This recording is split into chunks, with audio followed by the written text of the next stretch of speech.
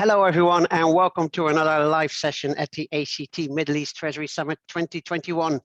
In this session, we will be looking at optimizing your treasury management system. My name is Chris van Dijl, and I will be your host and moderator for this session. Treasury systems have always been very important for a treasury organization, of course, but the recent pandemic has, of course, highlighted the real need for Treasury to operate in a fast, real-time environment with faster payments and definitely more frequent visibility into cash positions. And really, this has really led, as most situations of crisis, like the global financial crisis and now the COVID, we have seen a lot of Treasury transformation projects that have actually started or have really become in a faster stream to implement those. In this session, we will have a look at Treasury implementations and especially what the COVID environment has done to a new form of Treasury implementation, which means primarily remotely, and also on the side looking at how the Treasury systems have developed and updated to adapt to the new environment. Before we go ahead and introduce the speakers, a little bit of housekeeping. This session will be recorded and will be available on demand for you to watch again and again and again for the next 14 days. I'd like this session to become as interactive as possible. So you should have a button on the right side on your screen, that should be somewhere here, where you can ask questions to the panel. Please ask as many questions as possible, and time permitting, I will put these forward to Patrick and Anis as well. With that to say, let me introduce our panel for today to you. We have with us Patrick Denhiere, who's the Executive Director at Dubai Holding Asset Management, previously known as TECOM Investments. And we have Anis Rahal, who is the Director Strategy and Business Development at Bottomline TreasuryXpress. Gentlemen, it's a pleasure to have you here. And if I could start with Patrick, many thanks for joining us on the panel, of course. Could you please introduce yourself and a little bit more about Dubai Holding Asset Management and your currently Treasury technology setup? Okay, thanks a lot, Chris. Good morning, everyone, and thanks a lot for joining the round table. So as Chris briefly said, I lead the Treasury at Dubai Holding Asset Management, formerly known as TECOM Group. So it's now since August 2020, Dubai Holding Asset Management, and we aggregate a couple of companies from Dubai Holding and Miras. So those companies were Dubai Retail, Dubai Asset Management, Miras Retail, Miras Residential. So now we aggregate everything under one umbrella, which is Dubai Holding Asset Management. And we have three streams. So we have three streams, which is one is residential, where we lease flat and villas to individuals. We have one second stream, which is retail. So we rent shop space to different retailers, and we have a third one which we call commercial. So we rent business office to different businesses. So this is the same business, different three, which is a leasing business, three different streams, and it's up and running for now almost 1 year, and we are operating under the umbrella of or the holding of Dubai Holding itself, and we have sister company doing other business, but all the leasing business done under Dubai Holding is with now Dubai Holding Asset Management. And to give you a kind of brief introduction of the size of the portfolio and how we operate at Dubai Holding Asset Management, under this umbrella, we have about 80 different legal entity. We operate about 200 bank accounts, more or less. And the TMS, as those, we have three steps in terms of TMS. The first one is a MT940, which is we daily upload about 200 bank accounts that we reconcile daily. It's about 1,000 to 2,000 transactions per day that we reconcile individually. The second step is what I call the payment factory. We process payment through the TMS itself for a different module, but I call that a payment factory. So no more physical payment like check or manual wire. Everything is done electronically and sent to the bank electronically. And the third one, of course, and the final result and the final product is a TMS, where we have a kind of also a perfect view on my cash position, cash forecast, cash optimization, and I can support management and even my holding in any treasury question. So this is my setup. And during the recent pandemic, have your treasury technology requirements changed? I'm not sure if I've been impacted more by the aggregation of the pandemic, because it was kind of a combined effect. But they did not dramatically change, but they increased. And again, differentiated between pandemic and integration. For me, aggregation and integration is quite difficult, but the need for technology definitely increased because we have to merge, and we cannot go to the office. But like most of us, where we started not to go to the office, and then 50% and back to the office finally. But it did not dramatically change the nature of the technology, but the need, or it increases the need of technology, but there is no dramatic change in it. Okay, so speed of execution had to be improved, and the need for this technology was actually amplified due to the pandemic. That's great. The need of technology definitely increased, yes, massively. Okay. Anis, over to you. Please, I think most of us know you already, but please give a brief introduction yourself and Bottomline TreasuryXpress, as it's called now.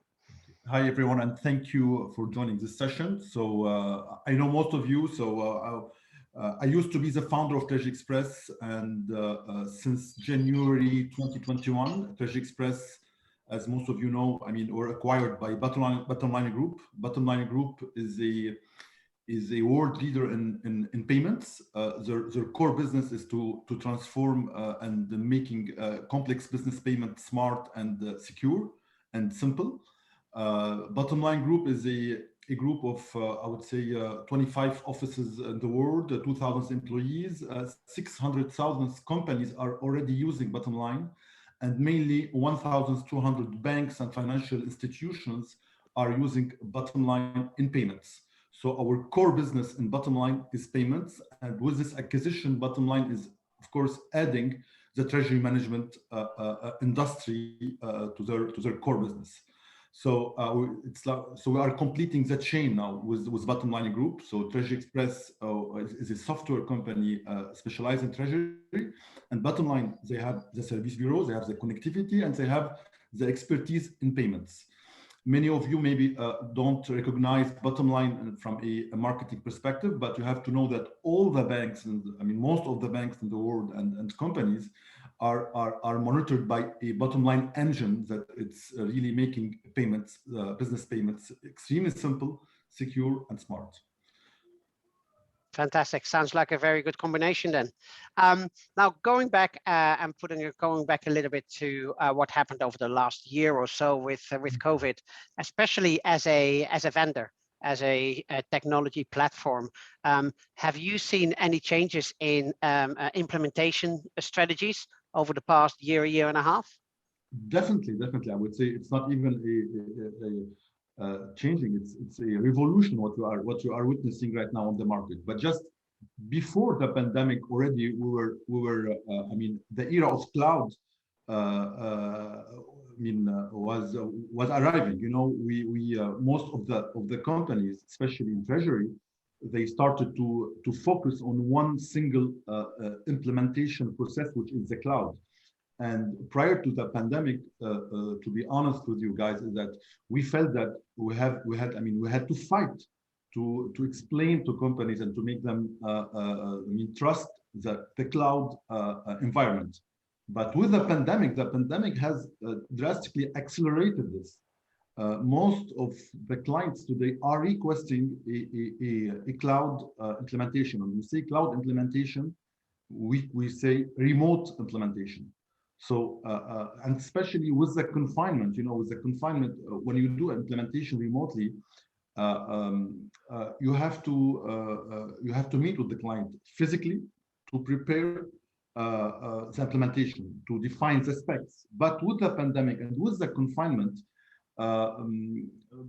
the whole process has changed, and companies, they started to understand that this is the new way of implementing. Hello? Yeah. Are you okay? Maybe we lost you, Chris. Yes, I can hear you again, Anis. Okay. Yeah.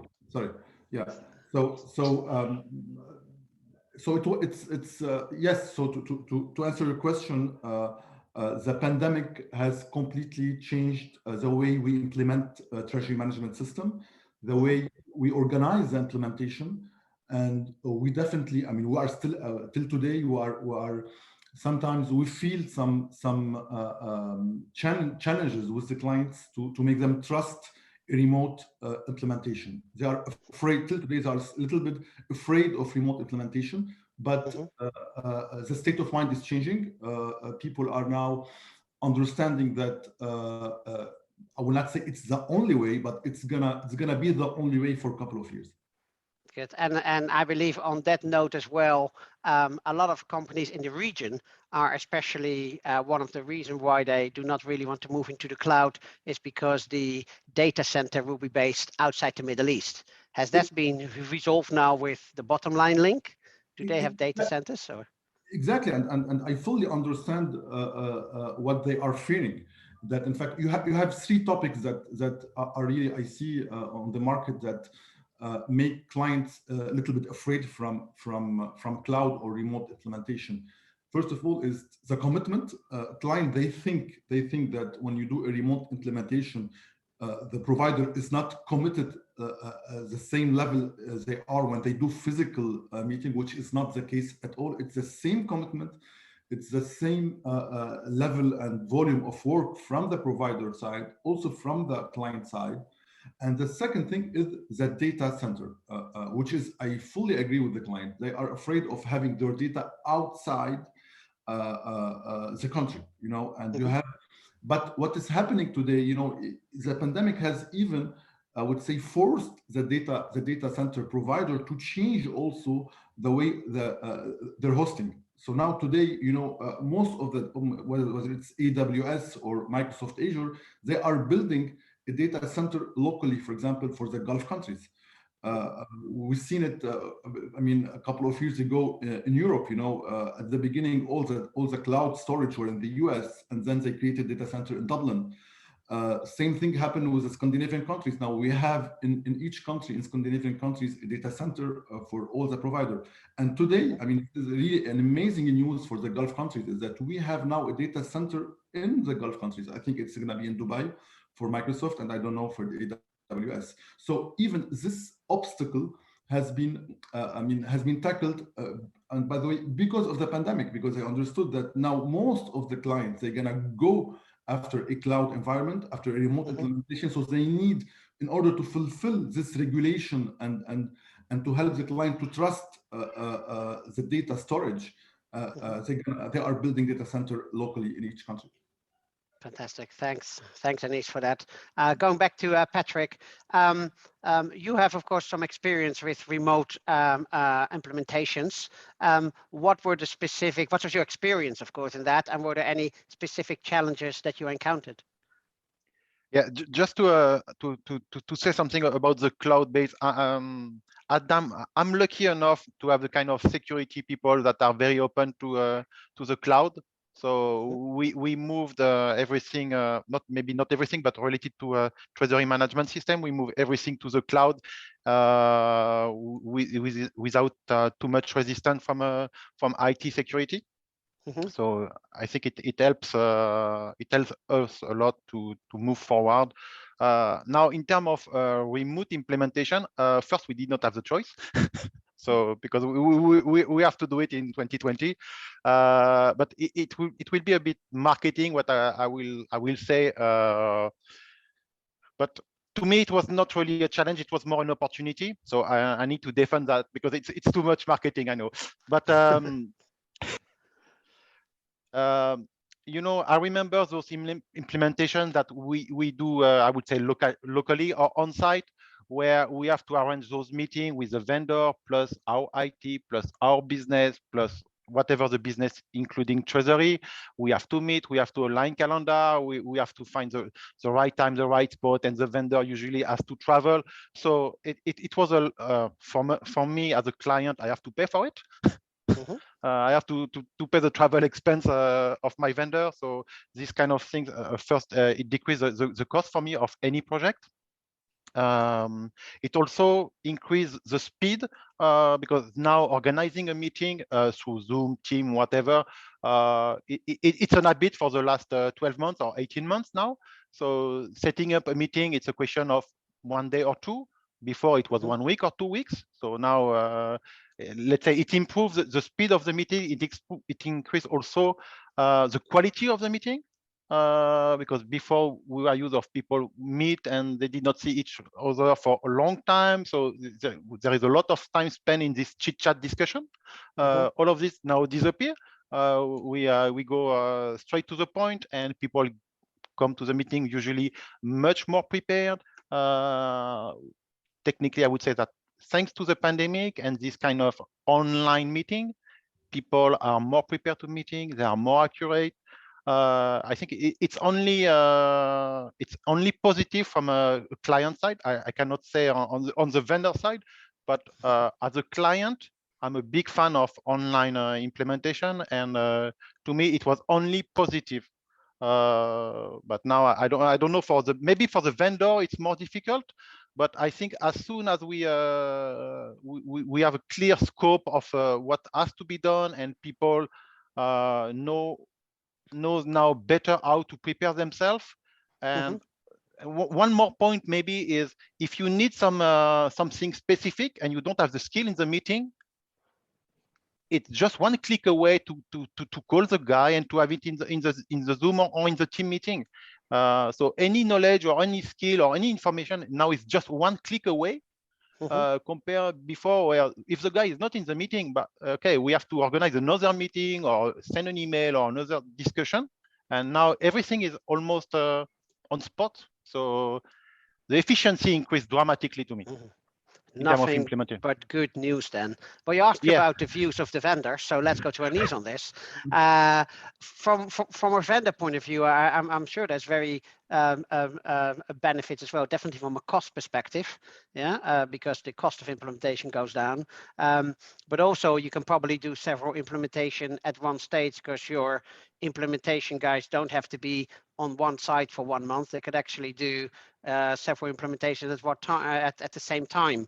Are there any other clear benefits or challenges that you found from an organizational point of view with remote implementations? In fact, yes. So first of all, we reduced drastically our travel and expenses cost, and as Patrick mentioned, that it's extremely fast. The implementation will be faster, and companies should admit that when you are doing a remote implementation, the main benefit is that you are accelerating your implementation in Treasury. And why? Because it's first of all, you don't lose the time. I mean, it was unbelievable before the pandemic, the volume of time we used to lose in attending physical meetings to organize the implementation. And the main benefit is that when you define specs in a treasury management system implementation, when you do a remote implementation, it's extremely fast because especially with all the tools that we have right now in whether in Teams or in Zoom or all the other systems, that you can share the specs much more faster. In 2 seconds, I mean, when you are building payments project and you have to define the specs of your payment files, the IT people in the client environment, they can show us, quickly, and they can share the screen to show us the exact specs. And from our side, we can also call our IT people to make it happen. So it's the volume of time you win when you do a remote implementation is really big.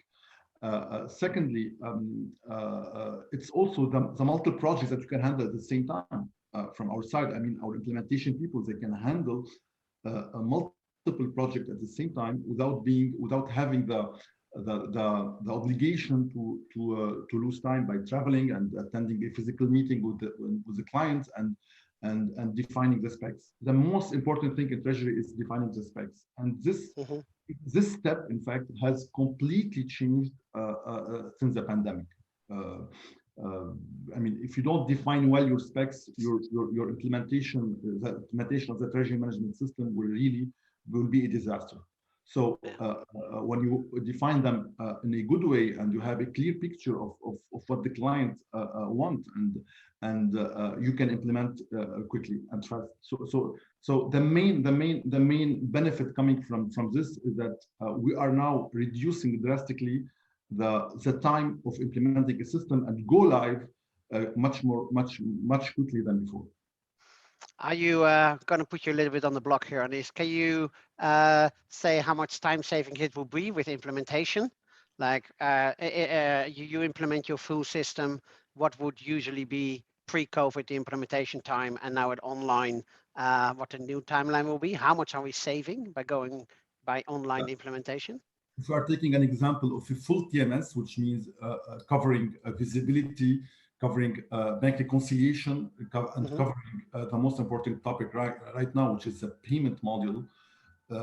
We usually used to take about 9 months to really complete the whole I would say the whole features and to go live with them fully with all the banks, with the clients. Today we are really doing it in between 5 and 6 months.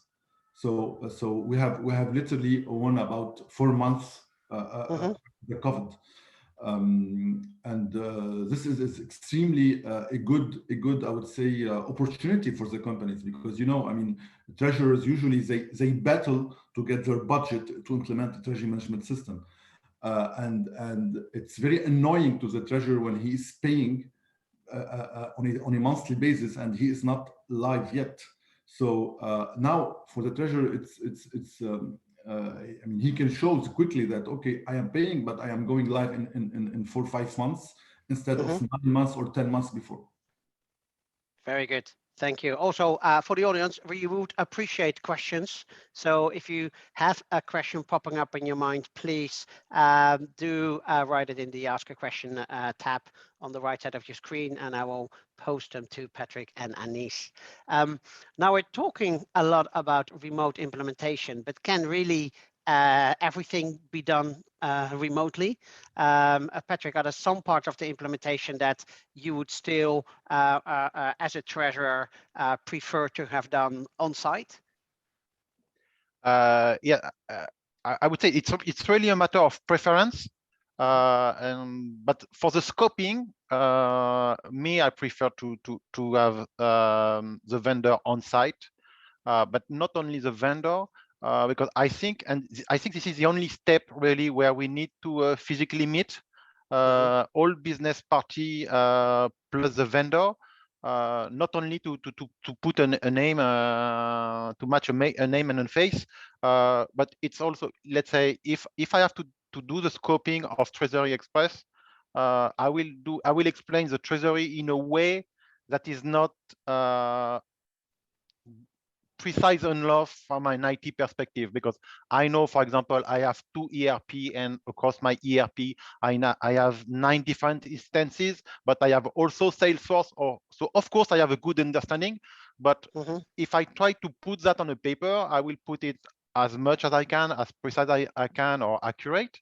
But of course, I will miss some part, and because I'm not an IT guy. And the only way to close this gap at the beginning is the scoping. So I will do my part, and the only way to align people at the beginning is, I think, it's really to physically meet, because we end up in a common ground, and we have a common base to start. So I think this is really critical at the beginning to meet, and to define everything. What I need to say, I think it says specs and I say scope, but I think we discuss the same. And to me, really having a precise and defined scope from the beginning, and having everyone aligned, not only of the objective, because usually the objective is quite clear. It's having a functioning TMS at the end, but having all the people putting input in the right place at the right moment, in the right format at the beginning. I think it can only be done, let's say, physically. But maybe again, this one will change maybe in the future. It's just maybe because we are not used to it yet. But as of today, I would say I think the scoping or defining the spec need to have this kind of first initial physical meeting. But that's the only point I would say needs still a physical meeting or physical presence. Yeah. And this is really because the vendor, Anis, your thoughts on this will be good. That the vendor needs to get a feel for the culture of the company, for the processes in the company. He needs to learn the company, not just a copy-paste implementation. Every company is different. So Anis, what are your thoughts on this? In fact, maybe I will a little bit. I mean, I'm much. I mean, I will a little bit disagree with Patrick on this. That even the scoping, I think in the future, even the scoping, it's gonna become remote. You know, today, but I fully agree with him that as of today, sometimes we need to meet physically to scope the project, but not because of the treasury provider or because of the client environment. Is that because you have a third party involved, which is the ERP, and you know, treasury management system without connectivity to the ERP, it's useless. So you need to make them connected so that you could reconcile.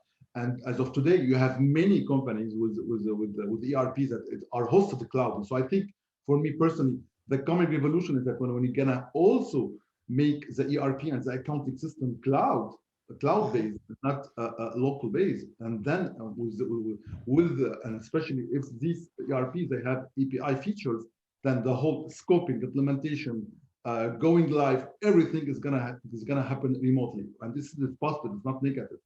But today, yes, sometimes you are forced on meeting physically, but because you have this third party which is locally implemented.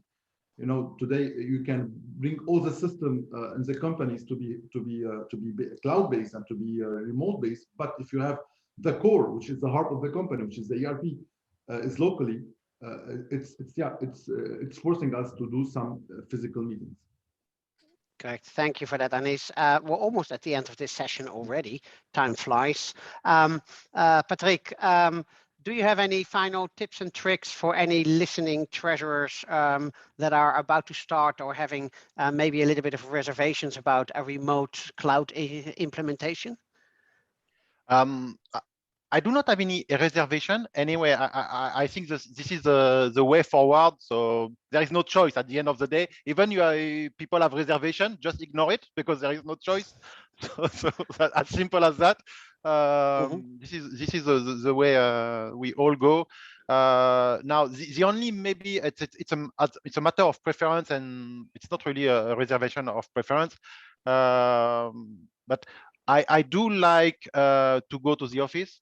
I'm not a big fan of working from home. I know a lot of people like to work from home, but having a team spirit, I think it's impossible if you don't go to the office. So this is the same question that we are all discussing now for 18 months, how to build a team spirit, how to build project if we don't meet. So this kind of trade-off between the new way of working and the new way people appreciate or see the working environment. But there is no reservation at all moving, at least from a treasury management system, to have an online system and a cloud base. Based on our experience at Dubai Holding Asset Management, there is absolutely no reservation, given the specs or the scope are really well defined at the beginning, and it's a very smooth project that we encounter recently with TreasuryXpress. So we were very, bottom line now, sorry for the name, but we were very happy, and despite Anis mentioned 4 or 5 months implementation, for us it was just an upgrade, but it was done in 1 month. So it's not directly comparable, but for us it was an upgrade, and we tripled the size of the portfolio. And in 1 month it was done totally on the cloud and totally online. Sorry. So we are very happy with that. Fantastic. And Great we to hear definitely that. recommend it. Yeah. Anis, any final comments from you? Yeah, I mean, just guys, trust the cloud. Don't be afraid from security perspective, because definitely the cloud will be much more secure than your local environment. I mean, 90% of losing data and hacking in companies are internally and not from external side. So and the provider, they are not hosting themselves. They don't have the data center. We are relying on I would say huge groups like Microsoft or AWS, and these players, they invest much more money than you in security. They invest much more money than you in bandwidth, in recovery systems, so that you don't lose the data. When the data is on the cloud, it's impossible to lose it, because with the disaster recovery, you duplicate a lot of copies. So just trust it, and keep in mind that the providers, even when they are working remotely, they are much more committed to make it happen quickly. And as Patrick mentioned, I think the implementation we did with DHAM, it was really our fastest one, because we were fantastic. I think we have to leave it there, Anis. Thank you very much. Thank you, Patrick. Thank you, Anis, for your time. I think we have some great insights on the remote implementation. Don't be afraid of the cloud. It's here to stay. You cannot avoid it.